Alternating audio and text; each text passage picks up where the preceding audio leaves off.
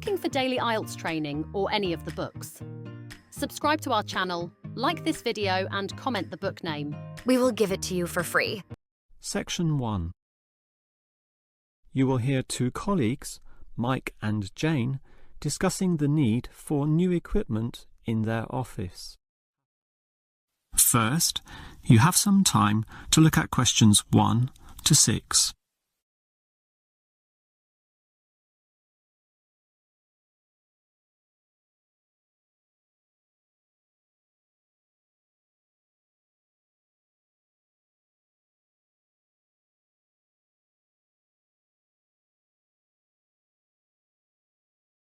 Now we shall begin. You should answer the questions as you listen because you will not hear the recording a second time. Now listen carefully and answer questions 1 to 6. Hi, Jane. You mentioned that we might need some new equipment in the office. Absolutely. What we've got is too old, and much of it is faulty. Well, you know how difficult it is to replace equipment. I guess I'll just use another requisition form. We can fill it out now. If you don't mind. I suppose you're going to complain about the printer again. Sure, my printer's bad, but the copier is almost unworkable. It jams all the time, it's too slow, and it's already been repaired 4 or 5 times. We've got to do something about it. OK, I'll put that down on the form. So you want a copier, not a printer. And you work in accounts, right? Yes, that's right, the accounts department. OK, but this is a requisition form. There's meant to be a limit on the length of time you can have the item. We need it forever. The old machine's almost useless. The moment it gets repaired, it breaks again. Well, I'll just write ongoing, OK? That basically means the item will stay with us until I say otherwise. Now, the next question is, when do you want it? In a few days? 1 week? It usually takes a while for these things to arrive. If it arrived today, it would be better. We need it as soon as possible. Can you write today? Well, it can't come that quickly. I'll just write immediately. But be warned, that means it may still take some time to get here, perhaps a day or 2. That's annoying. We've got so much unexpected demand right now.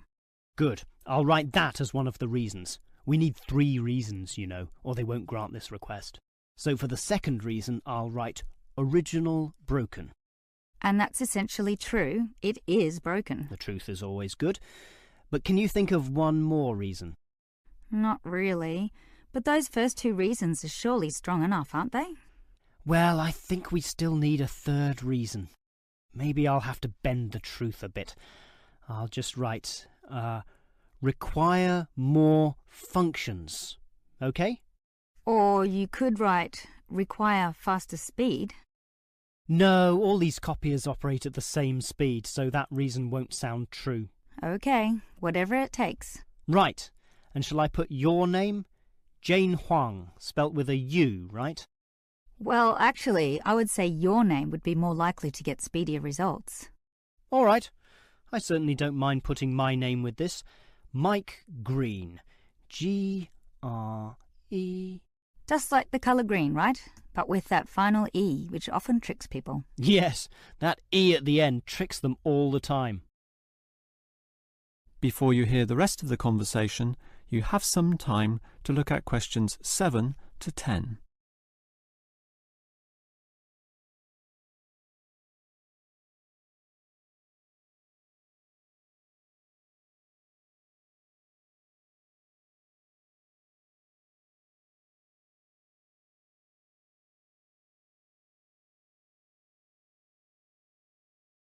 Now listen and answer questions 7 to 10.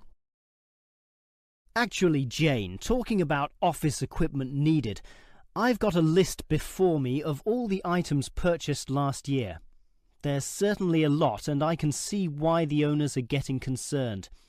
Obviously, some things are necessary in the business, like the 20 boxes of copying paper I've just ordered. And it shows here that last year our office ordered 2 fax machines, which is certainly not excessive, but there's a lot of other equipment on this form which may raise questions. Yeah, but we had special circumstances, Mike. We renovated the office and had to replace all the computers and printers. 17, I think. We actually got the printers from another department, so it didn't cost us. But sure, with 17 people all needing computers, that was a considerable expense, along with the 15 speakers and 16 headphones. Why did we need those? Everyone was using Skype to communicate with clients. They still do, of course. It's a very popular way to communicate. And we have 6 items here as well. Printers? But you said we got them from another department. No, mobile phones, paid for by the company.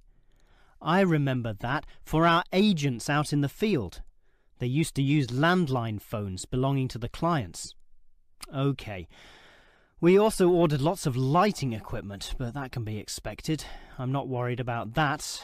27 lamps and over 34 fluorescent lights. And we needed 13 new mouses as well, to replace some of the old ones. All of the replacement computers had screens, very nice screens, but some of them lacked mouses. Well, at least it wasn't 13 fans like the marketing department has just asked for. All right, so basically the amount of equipment ordered last year was quite considerable, but it was all necessary.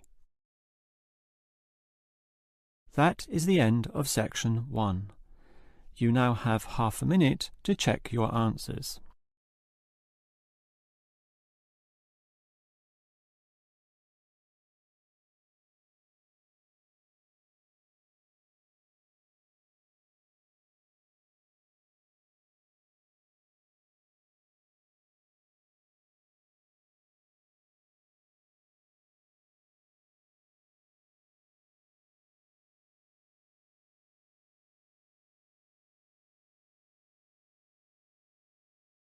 Now turn to section 2.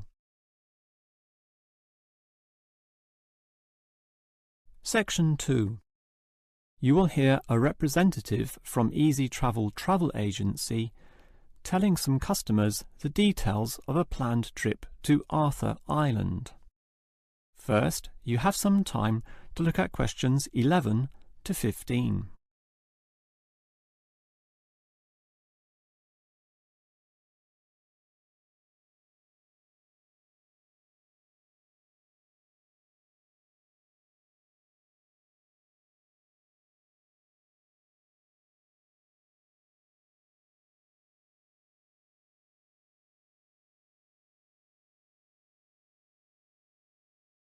Now listen carefully and answer questions 11 to 15.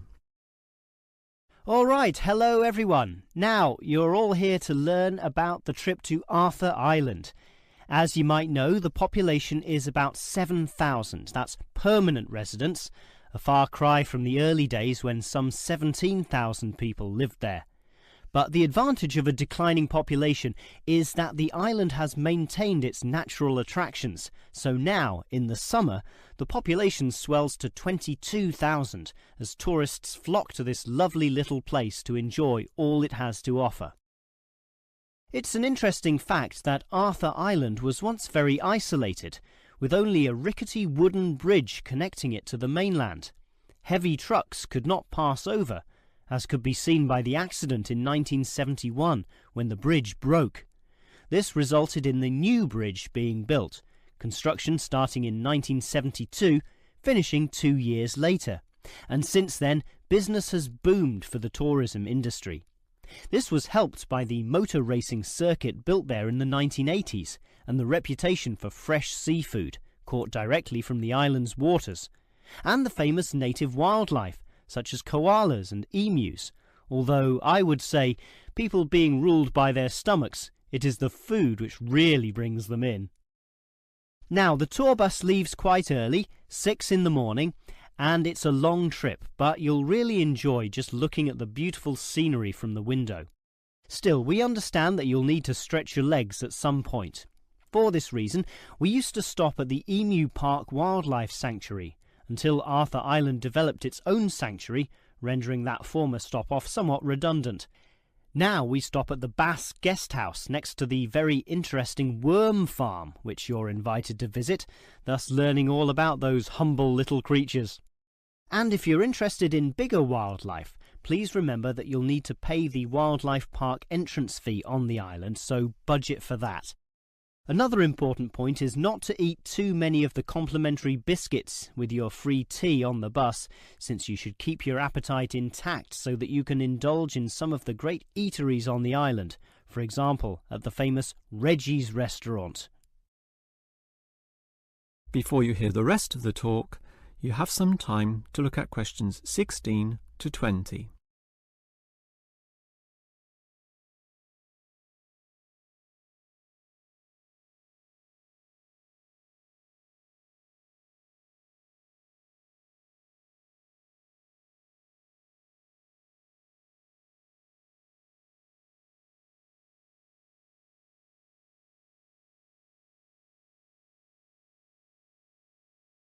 Now listen and answer questions 16 to 20.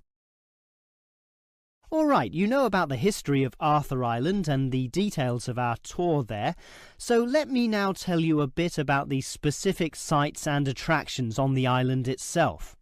It's a small place, but there's a lot packed in there. If you want to cuddle a koala, the wildlife park is the first place to go. That's on the most easterly point, a small promontory sticking out into Bass Strait. But be careful, the wind can be very strong. Hold on to your hats, literally. By that time, you'll probably be ready to eat, and you could choose between Reggie's restaurant or eating at the nature reserve, or at some of the restaurants right in the middle of the island. If it's Reggie's you want, take the complimentary bus down to the southern tip. Reggie's is right on the port, taking its famous seafood directly from the boats. How fresh is that?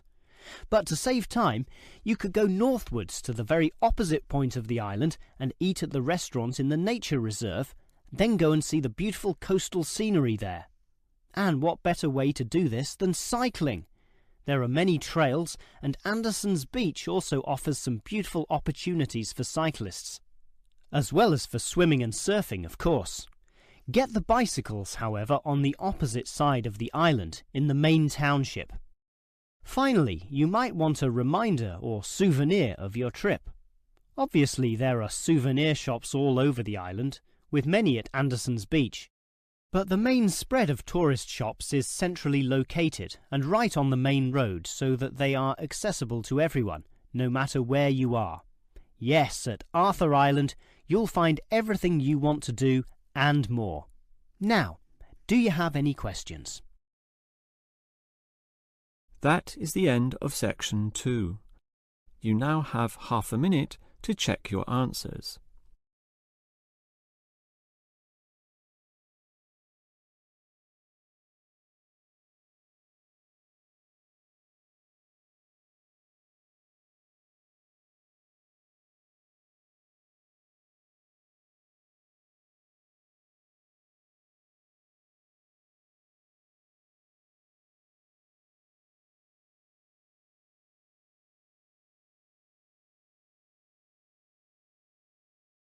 Now turn to section 3.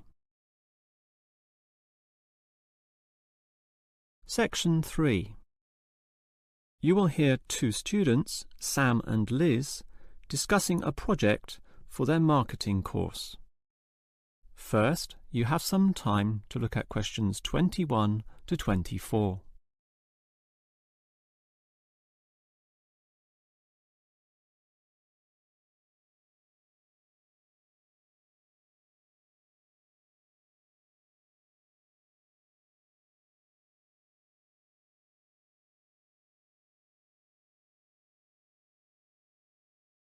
Now listen carefully and answer questions 21 to 24. Liz, I'm getting really worried about this marketing project we have to do together. Assessment is based on a single year-long project. Oh, don't worry, Sam. All it takes is appropriate planning. I used to work in finance and we always divided the year into quarters. So let's just do a quarter-by-quarter year-long plan. Well, I intend to firstly interview people. I mean, we need raw data for this project, right? Okay, that's your job. So we just need to coordinate my contribution so that we don't double up at the beginning. I can carry out the research on all the theoretical issues and background, for example. Well, why don't you do the summaries of the main texts as well? You know, write them up. Oh, I think we know those texts well enough already, and it's only optional anyway, so let's not bother with it. Okay. Now, moving on to the second quarter of the year, I'll start collecting all the relevant information, the details, facts, and examples from my book reading, while you can do an analysis of the first-hand information you got from the interviews. Okay, and then it's break time. I would say by then, mid-year, both you and I will have to decide on our point of view. And how we'll support it in the essay, and based on that, we can work together on designing an appropriate structure for the final writing, when we present everything. We'll need a bibliography, of course. I could do that in the third quarter, but since you did all the theoretical research, it would be a better job for you. We can do that at the very end of the year, but I'll make the preliminary list as I begin writing the essay proper. Meanwhile, you can begin sorting out the numerical data into easily readable formats. That's what the other students will be doing. You know, grouping statistics in tabular form or making graphical representations. And in the last quarter, we can proofread each other's work, allowing a different set of eyes to be involved. So I'll check your writing for any mistakes, typos, or logical problems. I'm sure the essay will certainly benefit from such a thorough proofread. And I'll check all your tabulated statistics and graphs for the same issues. And then we'll just put it all together. Well, now it sounds far less scary. That's right. All you need is a clear, logical, and coherent plan. Before you hear the rest of the conversation, you have some time to look at questions 25 to 30.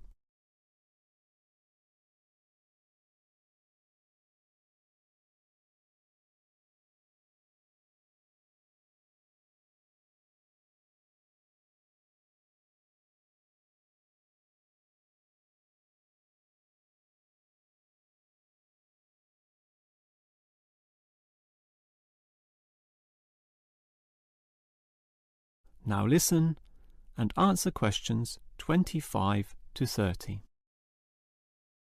As we discussed, Liz, my first task on this project is to get data using interviews, over 100 of them. To do that, I'll need to put a flyer on the university notice board to get volunteers. Okay, just do that and we can start immediately. But I tried this last year and almost no one replied. The whole project was a failure as a result. You just need to ensure that the flyer is designed well. I did a course in design, so I can help you. I'm all ears.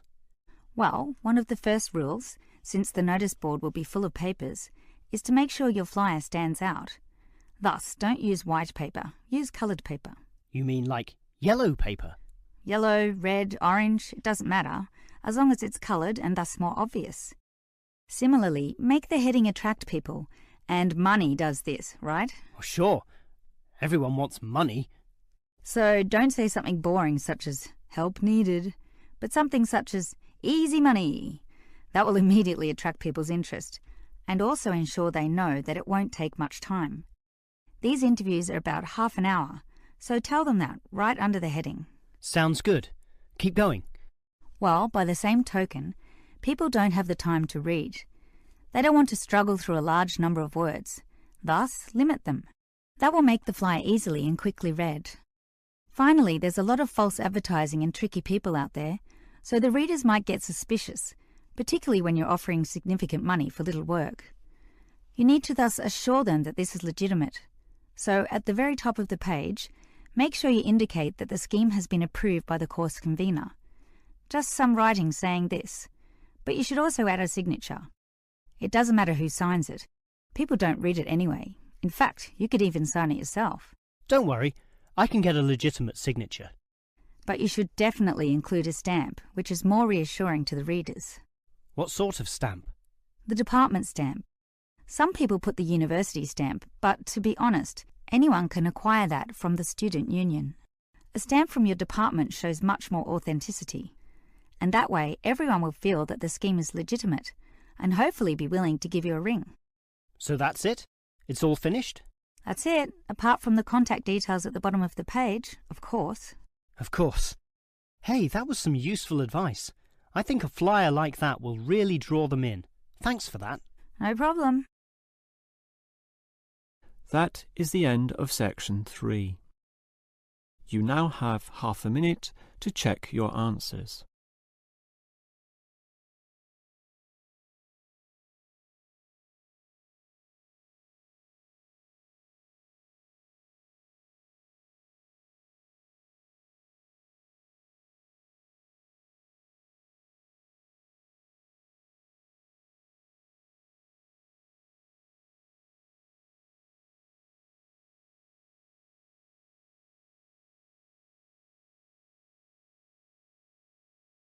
Now turn to section 4. Section 4. You will hear a lecturer discussing movie ratings. First, you have some time to look at questions 31 to 34.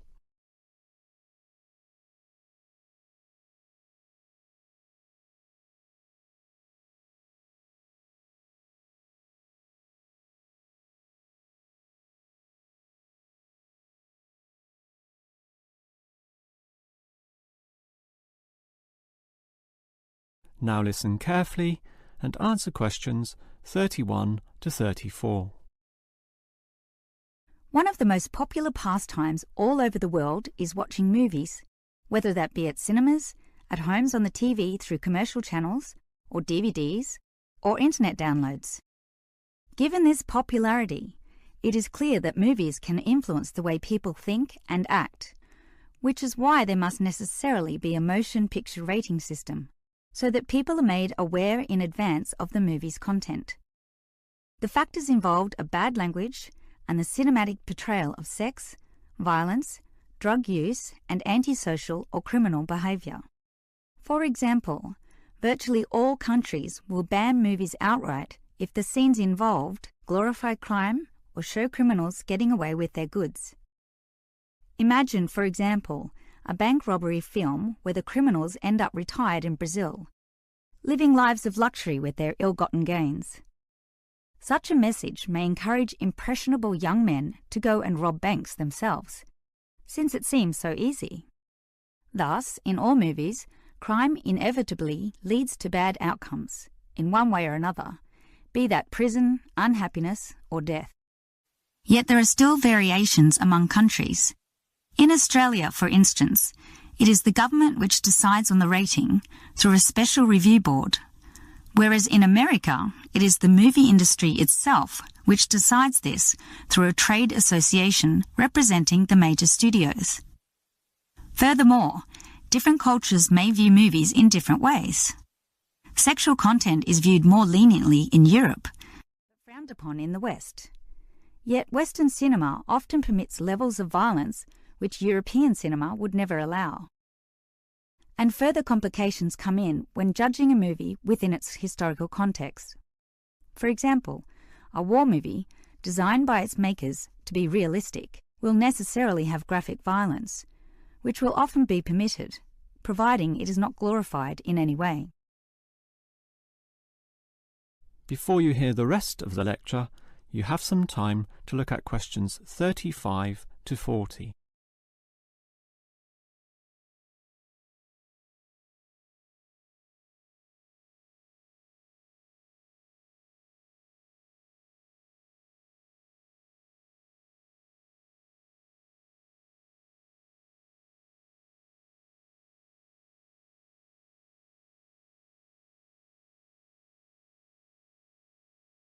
Now listen and answer questions 35 to 40. Since America produces the bulk of the world's most watched movies, why don't we look in detail at their movie rating system? It begins with the innocent G rating, standing for general audience, allowing all ages, even very young children, into the cinema. The films are fun and community-oriented, with nothing which would be objectionable. They are often released for the summer holidays, when children are free from school. But if these movies have a mild element of violence or inappropriate and lewd humour, or some scary scenes, then it would be a PG movie, standing for Parental Guidance Needed. This PG rating comes in two forms though: the weak version, a simple PG, or the strong version, PG-13.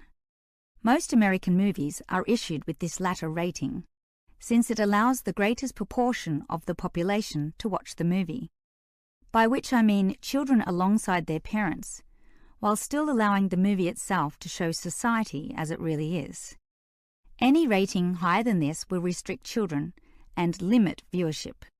In fact, if a movie, when shown to the trade association, fails to be issued with the PG-13, the offending scenes are often removed by the movie makers in order to secure this lower rating and ensure the greatest viewership. What all movie studios want to avoid is the R, or restricted rating. This means that younger children can only watch the film if accompanied by their parents, and many young teenagers simply don't want to do this. These films might have swearing, drug use, or horror scenes with blood and gore. And if these images are particularly graphic, the rating is lifted to NC-17. NC means no children. In other words, the movie is for adults only. Since it is the younger market who are particularly intent on paying to see movies, many big cinemas simply don't bother showing NC films. There is simply little to no profit involved, meaning that such films, often made by smaller independent film companies, are similarly released by independent theatres. Even then, these films only have what is known in the business as a limited theatrical release. That is the end of section 4. You now have half a minute to check.